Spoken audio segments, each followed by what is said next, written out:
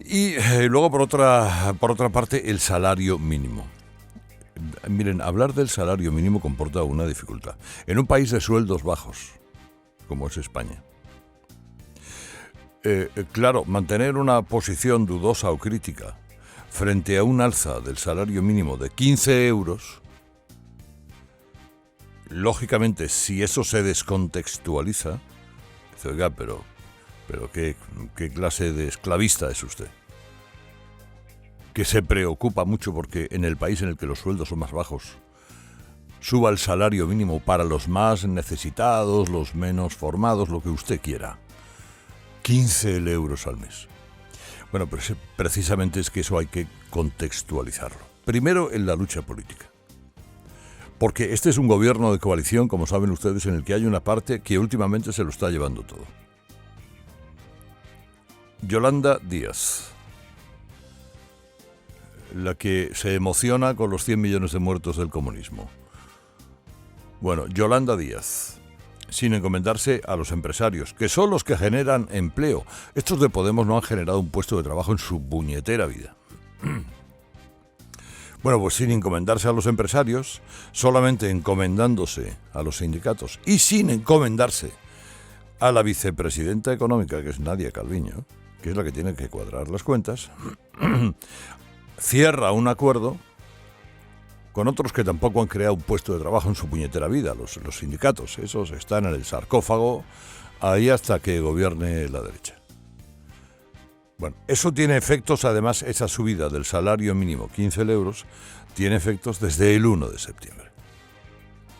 Es decir, las dos partes que menos saben de economía de esta ecuación, que son Yolanda Díaz por un lado y los sindicatos por otro, que, insisto, no han generado un puesto de trabajo nunca jamás, han decidido decirle al que sí genera empleo, al que debe cuadrar las nóminas, que tiene que soltar mucho más dinero por generar un puesto de trabajo, porque es que es mucho más de esos 15 euros que se lleva el trabajador.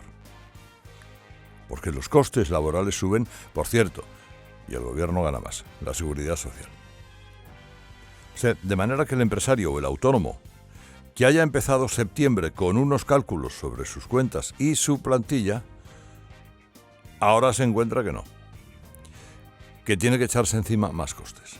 Bueno, y la que tiene que cuadrar las cuentas, que es la que sabe de cuentas y la que sabe de economía, que es Nadia Calviño, que dice, pues hombre, sabemos que ella es partidaria de que la medida entre en vigor en octubre, no ya en septiembre, ¿eh? Pero por lo dicho por Calviño, poco antes de que se anunciara ese acuerdo, da la impresión de que la vicepresidenta económica no estaba plenamente informada de lo que se estaba cociendo y era inminente.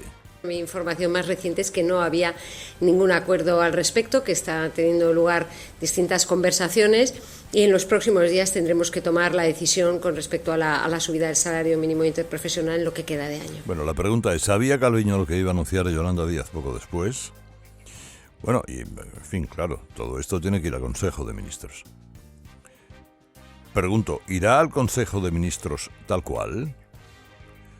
Porque Pedro Sánchez ya dejó caer que no le importaba demasiado que el acuerdo no contara con el visto bueno de los empresarios. Y Yolanda Díaz, por supuesto, da por hecho que el presidente dará el visto bueno. En el informe del Comité de Expertos está pautada esa subida. El propio presidente del Gobierno se ha comprometido a una subida inminente del salario mínimo y además ha dicho que va a cumplir con la senda del 60%. El 60% es el objetivo de que el salario mínimo acabe siendo al menos el 60% del sueldo medio en España. Eso se puede conseguir por decisión política, claro, como pretende esta gente, o con una economía sana, productiva, con un entorno que facilite lo posible, no dificulte la creación de empleo.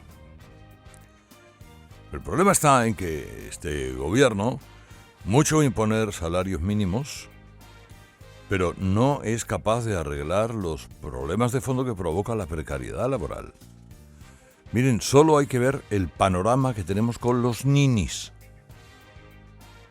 Ni trabaja ni estudia, nini. El 22% de los chavales entre 18 y 24 años, oigan, el 22%, ni trabaja ni estudia. O sea, ya no es que tengamos un 40% que no encuentra trabajo.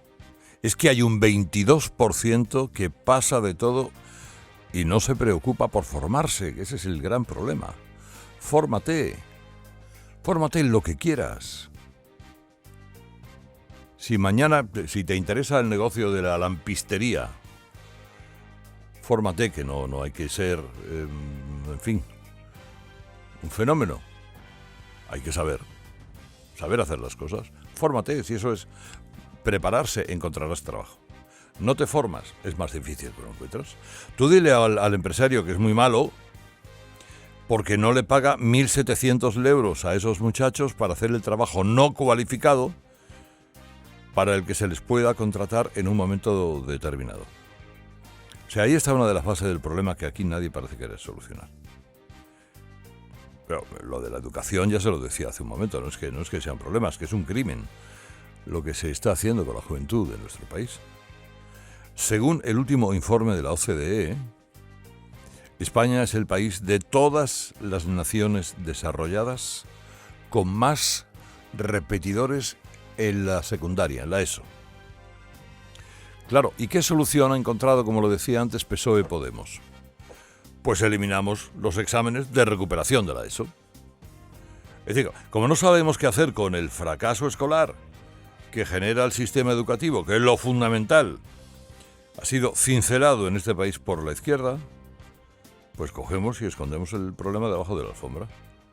O sea, si no hacemos exámenes de recuperación y permitimos que se pase de curso aunque tengas suspensos, pues se acabó el fracaso escolar.